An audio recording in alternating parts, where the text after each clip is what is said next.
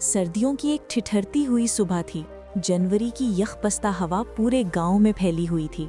सूरज तो निकल आया था, मगर धुंध ने हर तरफ अपने डेरे जमा रखे थे। लोग लिहाफों में दबके हुए थे और गलियां सुनसान नजर आ रही थीं। इसी गांव की एक सादा से घर में मलाइका नामी एक नेक सीरत औरत फजर से पहले जाग चुकी थी। सर्दी की शिद्दत से उसके हाथ कांप रहे थे, मगर वो पूरे दिल से अल्लाह ताला की इबादत में मशगूल थी। दुआ के बाद वो खामोशी से बावर्ची खाने में आई और चूल्हा जलाने लगी। ये दिन बज़ाहिर आम था, मगर आज का नाश्ता खास था। मलाइका ने आटा गूंधा और दिल में इरादा किया कि आज वो 5 मुख्तलिफ पराठे बनाएगी। पहला पराठा उसने अपने शौहर सादिक के लिए बनाया, सादा मगर देसी घी से भरपूर, ताकि दिन भर की मेहनत के लिए उसे ताकत मिल सके। दूसरा पराठा उसने अपने बेटे अरीज के लिए बनाया, जिसमें सब्जियां शामिल थीं, क्योंकि वो अब दिल लगाकर पढ़ाई करने लगा था। तीसरा पराठा उसने अपनी छोटी बेटी अलिशबा के लिए बनाया, छोटा और नरम, क्योंकि वो खाने में बहुत नखरे करती थी।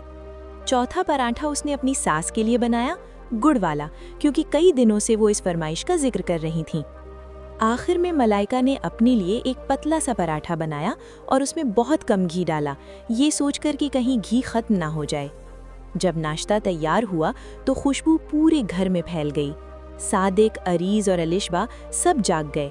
सब ने मिलकर नाश्ता शुरू किया। अरीज ने खुश होकर कहा, अम्मी एक और पराठा दे दें, बहुत मज़ा आ रहा है। माँ का दिल था। मलाइका ने खामोशी से अपनी प्लेट बेटे के आगे रख दी और कहा, बेटा तुम खा लो, मुझे भूख नहीं है। ये मंजर देखकर सास की नज़र खाली प्लेट पर पड़ी। वो बोली, बेटी तुम क्यों नहीं खा रही, हमारे साथ बैठकर खाओ। सादिक ने भी महसूस किया कि जो सबको खिलाती है वो खुद सबसे आखिर में क्यों सोचती है।